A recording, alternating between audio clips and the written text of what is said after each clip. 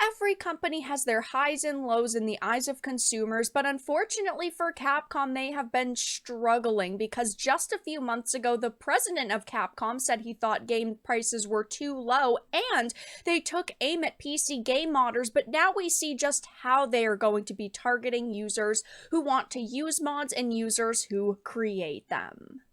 I have a few different things to show off, but before we get into the topic, if you enjoy the content I create, check out the links in the description, follow me on social media, and consider supporting through Patreon or via YouTube membership. So, this is an article that I wanted to reference from just a few months ago. Back in October, Capcom announced that they were going to be taking aim at PC game modding, saying developers should be concerned over mods that are offensive to public order and morals. And of course, I as an adult do not need a company to tell me what goes against my morals, what I can and cannot download for the copy of a game that I own. But they had officially declared their opposition to the concept of PC game modding, even though of course the PC game modding scene is absolutely massive and there are millions of people who download mods, and of course never mind how they are slighting the people who take the time and effort to make mods for their games. Like, it is not a very easy thing to do, and instead of respecting those people who put maybe hundreds to thousands of hours into creating these mods, well, they didn't care. They took aim at PC modders, whether they were, creating the mods or using the mods. But now we see just how they plan to go against modders, because Capcom has started adding DRM, Enigma protection, to their back catalog of games, and this DRM is complete cancer because, first of all, one of the side effects of it is it reduces the performance of the games by up to 10 to 15 FPS, which means, things like rubber banding and stutters, which, first of all, if I am paying for a game, I expect it to run properly.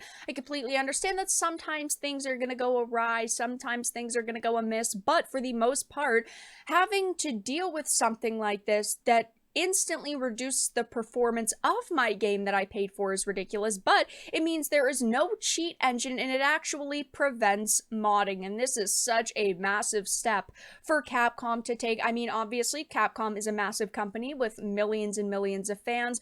We've got Street Fighter, we've got Resident Evil, plethora of projects that they have worked on over the years, plenty of beloved properties that they have made, and I know that, Street Fighter 6 went over relatively well with fans. I know that a lot of people were very happy that they kept a lot of the fan service elements in it, but unfortunately, this will change a lot of people's opinions about the company and the way that they are treating their community. It is one thing to come out and say, well, we don't officially support modders. It is a complete other to come out and basically start this attack on modders. And people are, of course, not happy with this because just a few weeks ago, Capcom was actually striking channels for mod usage. But, of course, they view it as cheating. They view it as this major issue that needs to be targeted, that developers in general need to be fighting back against, not just them, just developers in general. And of course, this is not going to sit well with people. Capcom was too good to be real lately. I was expecting something like this. Yeah, of course, obviously, every company is going to have their highs. Every company is going to have their lows, but this is definitely a record low over the past few years.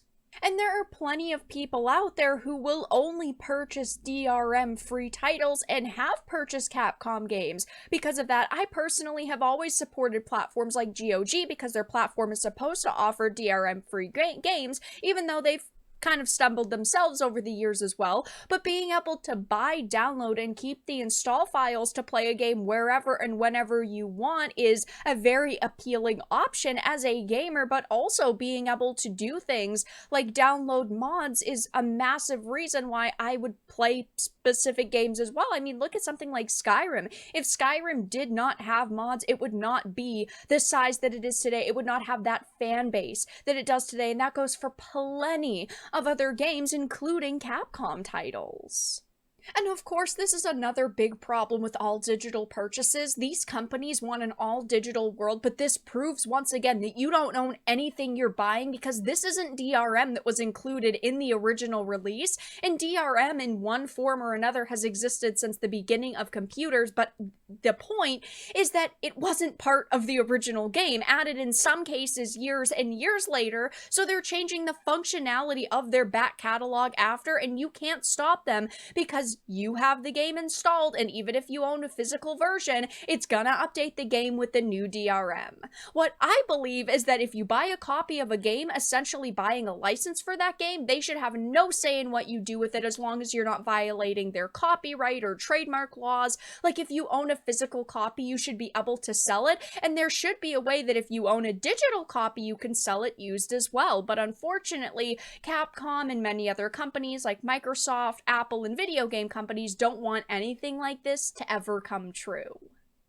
Capcom heard Gabe Newell's "To thwart piracy, offer a customer a better service than they get from pirates," and we're like, nah, let's retroactively ruin our entire backlog with bloatware that slows everyone's computers down. And I do understand they're trying in some way, shape, or form with this to fight back against things like piracy, but at the same time, all you are going to do is push people away from purchasing your products and potentially going to things like piracy. I mean, I always say support good developers, support good products, so that more will be made, a franchise can continue to be made, but this is going to infuriate people to no end.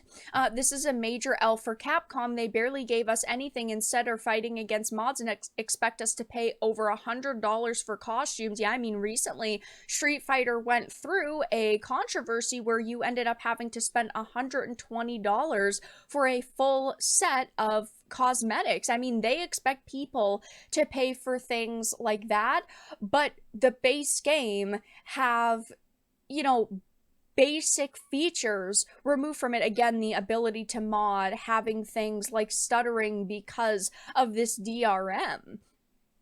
And this is coming from the company whose president only a few months ago had also said he thought that game prices were too low. Now, obviously, this is a big debate in the industry. Companies want to make as much money as possible. I completely understand that. But $70 for a game is kind of steep when you look at the average length for games. I mean, $70 for a 10 to 15 hour experience. I understand that that is considered the norm, but for some people, it definitely does seem like a hefty chunk of change. But as you raise game prices, that means you will also inevitably be pushing some people away. And I'm fine with paying a good amount of money for a very good product. But even look back just a few years ago at the Resident Evil 3 remake, it was like a 6-hour experience, and that was still a $60 at the time full price game. It was just absurd that they thought that that was acceptable for the price. But he went on to say that there needs to be raises, saying development costs are about 100 times higher than during the Famicom era, but software prices have not gone up that much. He also said that there needs to be pay raises, saying considering the fact that wages are rising in the industry as a whole, I think raising unit prices is a healthy option for a business. And while this is true, the development prices of games have gone up quite a bit. I mean, look at Sony, right? They spent $300 million on Spider-Man 2, and potentially even more than that. And the average price for a AAA video game is $100 to $150 million. If you really start looking at the giant companies, we are still talking about an industry that is booming right now. Yes, the software prices might not have gone up all that much over the years, but at the same time, you are making triple or quadruple the amount of money you were then because of how massive the industry has become. I mean, it's just that plain and simple. Yes, we have had to accept the fact that over the past couple of years, games have gone from $60 to $70, but you're making so much money compared to what you're spending, you're not going to get the average consumer to back that stance. But regardless of that, now we also have to deal with the fact that you want us to pay potentially more money going forward for your products, but you're coming out making stupid decisions like this, adding this cancerous DRM to your back catalog of games, which is inevitably going to push people away. It will be interesting to see if over the past couple of days they come out with any sort of official statement trying to, quell the worry that is going on within the modding community, but it is definitely up in flames right now, and people are extremely upset over this situation. But that's all that I really had to discuss in this video. Let everyone know your thoughts in the comment section down below. If you enjoyed this, make sure to give it a like, share it, and subscribe to the channel. And of course, if you didn't, make sure to give it a dislike. I appreciate your support either way, but I will talk to you all again in the next video really soon.